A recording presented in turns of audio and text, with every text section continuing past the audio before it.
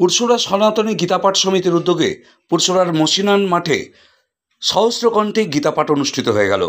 এদিন সকাল থেকেই ধর্মীয় বিভিন্ন অনুষ্ঠান প্রভাত ফেরির মধ্য দিয়ে শুরু হয়েছে গীতাপাঠের অনুষ্ঠান। এলাকার সনাতনী হিন্দুরা ছাড়াও এদিন এই কর্মসূচিতে বিভিন্ন হিন্দু মঠের মঠাধ্যক্ষরা উপস্থিত আছেন। চলছে হরিনাম সংকীর্তন। পুরসুরার বিজেপি বিধায়ক বিমান ঘোষ, আরামবাগ জেলা বিজেপির সভাপতি সুশান্ত বেরা সহ বিজেপির একাধিক কার্যকর্তারা এদিনের কর্মসূচিতে যোগ দিয়েছেন। গীতাপাঠকে হিন্দুদের বাড়িতে নিয়মিত করার উদ্দেশ্যে এবং হিন্দুদের এক করতেই এই উদ্যোগ বলে দাবি উদ্যোক্তাদের। দেখুন সেই ছবি। কি বলছেন পুরসুরার বিজেপি বিধায়ক বিমান ঘোষ, শুনব। পুরসুরা থেকে নিজস্ব সংবাদদাতা রিপোর্ট, নিউজ 7 সকাল লাইভ।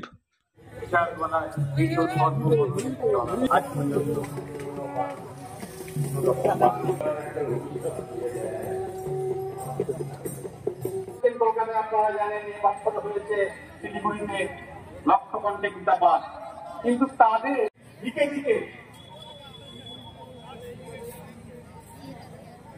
সেই পরিস্থিতিকে মাথায় রেখে আজও সেই কুরুক্ষেত্রের এ শুধু হিন্দুদের বলছেন না, এ শুধু কোন সম্প্রদায়কে ভিত্তি করে বলছেন না সর্বধর্মান পরিত্যাজ্য, কারণ সবার জন্য আপামর জনসাধারণকে সবাইকে ডাকছেন, নিখিল ব্রহ্মাণ্ডপতি সবাইকে ডাকছেন, সবাইকে বলছেন এসো আমার ভাই, যে আমার ভারত মাতাকে, যে আমার গীতাকে, যে আমার রামকে, যে আমার কৃষ্ণকে, যে আমার মাকে শ্রদ্ধা করে সে ভাই, আর বাকিগুলো ভাইয়ের নামে সন্ত্রাসী এবং জেহাদি। দ্বিতীয় ভুল ইতিহাস, হিন্দু সমাজকে মনে রাখতে হবে ধর্মের ভিত্তিতে দেশ ভাগ হয়েছিল। যে ভণ্ডামি কমিউনিস্টরা করেছে, যে কমিউনিস্ট তাদের শাসক দলের, যে কমিউনিস্ট তাদের রাশিয়ায়, বর্তমানে চীন এবং কিউবায় অন্য কোনো দল নেই, একমাত্র সেই দল ছাড়া অন্যের কোনো দলের মান্যতা নেই, অন্য মতবাদের মান্যতা নেই, সেখানে গণতন্ত্র নেই। সেই ভেগধারী ভণ্ড কমিউনিস্টরা আমাদের কাছে এসে ধর্মনিরপেক্ষতার কথা, গণতন্ত্রের কথা বলবে। এই কমিউনিস্টদের 34 বছরের ক্ষীর, ননি, ছানা, বিরিয়ানি খাওয়া বন্ধ হয়েছে।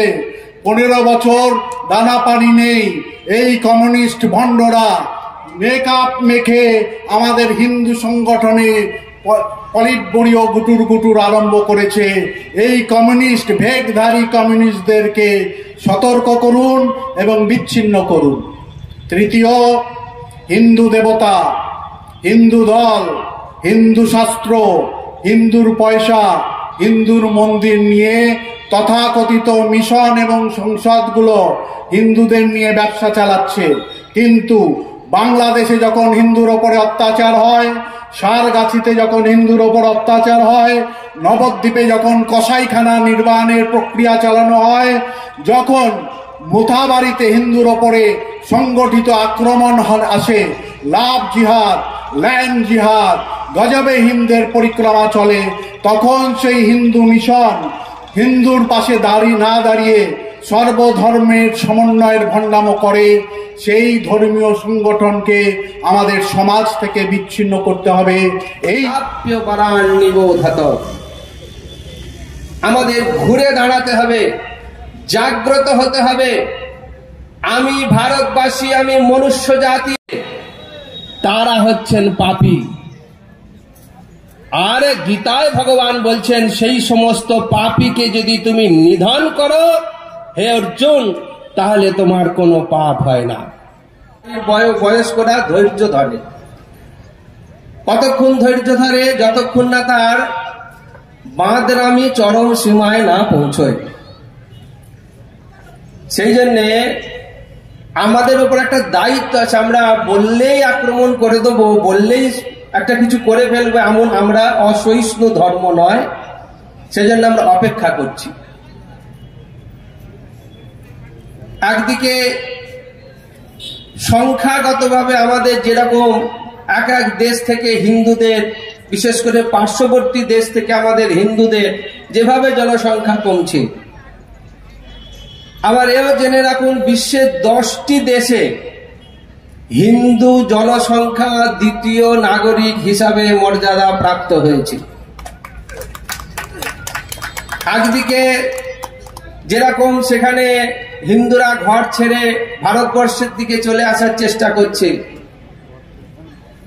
আর আরেকদিকে হিন্দু ধর্মকে জানবার জন্য অনেক দেশের মানুষ তারা নিজ ধর্ম ত্যাগ করে স্বেচ্ছায় আমাদের ধর্ম গ্রহণ করছে। আমাদের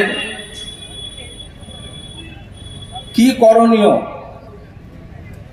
নিজ ধর্মে আমাদের মৃত্যু পর্যন্ত প্রার্থনীয়, কিন্তু অপর ধর্মের প্রতি আমাদের বলেনি যে হিংসা করতে, বলেছেন ভয়াবহ। অপর ধর্ম থেকে আমাদের সাবধান থাকতে বলা হয়েছে। আমাদের ধর্ম নিজ ধর্মকে রক্ষা করবার জন্য অস্ত্র ধারণ করতে বলেছে, কিন্তু পর ধর্মকে আক্রমণ করতে আমাদের ধর্ম বলেনি।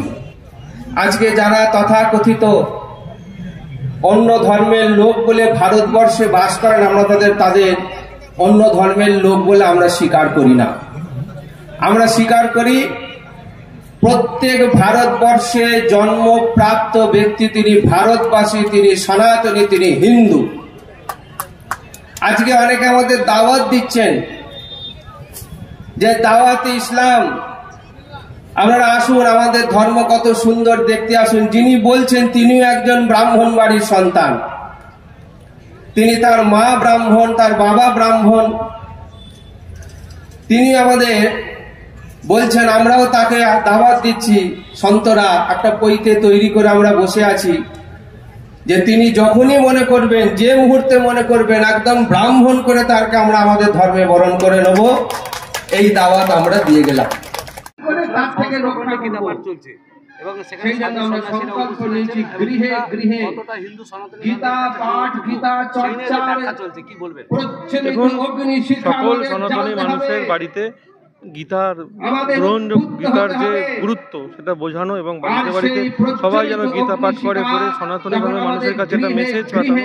সনাতনী পুরুষরা সনাতন গীতা পাঠ সমিতির পক্ষ থেকে যেই সহস্রকণ্ঠে গীতার আয়োজন করা হয়েছে, তার উদ্দেশ্য একটাই, সনাতনীদের একত্রিত করা এবং গীতার গুরুত্ব বোঝানো এবং বাড়িতে বাড়িতে গীতা পাঠ করা, যাতে তারা মনুষ্যতা সবার মধ্যে থাকে এবং সনাতনীরা একসঙ্গে একযোগে এক কাট্টা হয়ে থাকে। এ শুধু হিন্দুদের বলছেন না, এ শুধু কোন সম্প্রদায়কে ভিত্তি করে বলছেন না সর্বধর্মান পরিত্যাজ্য, কারণ সবার জন্য। আপামর জনসাধারণকে সবাইকে ডাকছেন, নিখিল ব্রহ্মাণ্ডপতি সবাইকে ডাকছেন।